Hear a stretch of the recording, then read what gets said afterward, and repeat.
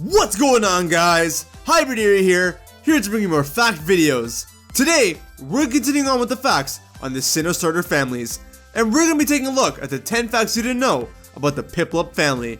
But before that, if you aren't caught up with the series, then be sure to check out the previous episode where we went over 10 facts you didn't know about the Chimchar family. But if you're all caught up, then let's slide our way into the 10 facts you didn't know about the Piplup family.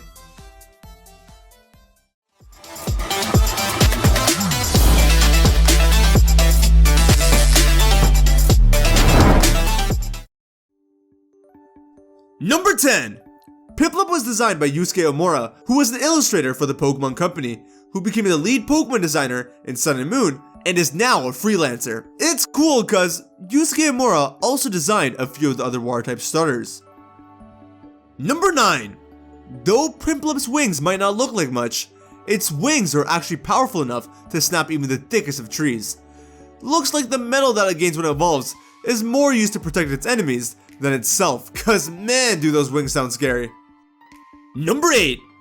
In the Pokemon Adventures manga, protagonist Platinum is actually the one to take on the Sinnoh gym leaders, and though she has a strong team, her Empoleon that she received from Professor Rowan when it was just a Piplup is her strongest Pokemon at level 68. Number 7. In the anime, Piplup has been shown to be the most selected Sinnoh starter, as Dawn, Kenny, and Tyler had all chosen Piplup, and it was heavily implied that Barry's Empoleon was once a Piplup under his care as well. Number 6.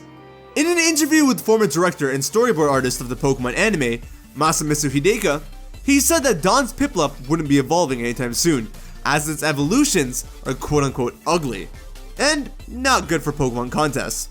I don't know if I agree with them both being ugly per se, but as much as I wanted to see Dawn get Empoleon, I think it was a good call keeping it as a Piplup because it became pretty iconic to the Diamond and Pearl anime, and even the anime as a whole. Number 5. Throughout all 191 episodes of the Diamond and Pearl series, Piplup was only fully absent from 17 episodes. Like I said, it was pretty iconic to the anime. Number 4. Dawn's Piplup was the second Pokemon in the series to deny itself or stop its evolution, the first being Ash's Bulbasaur. Really, they're both very stubborn Pokemon, so I'm not surprised, but at least they're happy the way they are. Number 3. In the Pokemon I Choose You movie, Ash actually has a new traveling companion named Verity from Sinnoh who owns a Piplup. But the real surprise is at the end of the movie, where we find out that Verity's mother is Cynthia, and that in this canon, Cynthia actually owns an Empoleon. Looks like we know what started the Sinnoh champion started off with. Number 2. The Emperor Pokemon Empoleon is based on the old French military leader, Napoleon Bonaparte, and shares many uncanny similarities with him. Apart from them both being emperors, their names are somewhat similar in almost all languages, and they both share the same height of being 5'7". Number 1. Piplup, Prinplup, and Empoleon are all said to be incredibly proud and prideful Pokemon. Because of how proud it is, Piplup won't accept food from people and doesn't like to be taken care of, making it a little hard for me to understand how it's even a starter choice. And then when it becomes a Prinplup, it lives alone in solitude away from other Prinplup because each and every single one of them believe that they're the most important ones around. Which, I mean, isn't too far off from human adolescent years, so that's a little relatable. But Empoleon, I get that some people can be a little too soft or get hurt easily, but Empoleon takes it just a tad bit too far.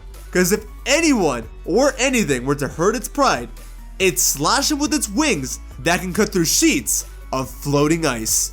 Yeah, as cool and cute as these guys may be, you definitely want to remind yourself to respect their pride at all times. There we have it, guys. Those are the 10 facts that you didn't know about the Piplup family.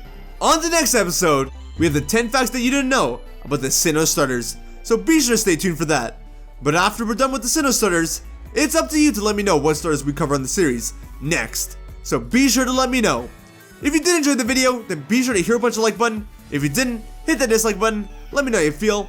Comment down below your thoughts and opinions. Which of these facts did you find most interesting, and which ones didn't you know? Share the video around if you want to help us with the channel. And finally, subscribe and hit the little bell icon if you want to stay up to date with all my content. Thanks for watching, guys. Take care of yourselves. Have a wonderful day, and I will see you on next video, alright? Later.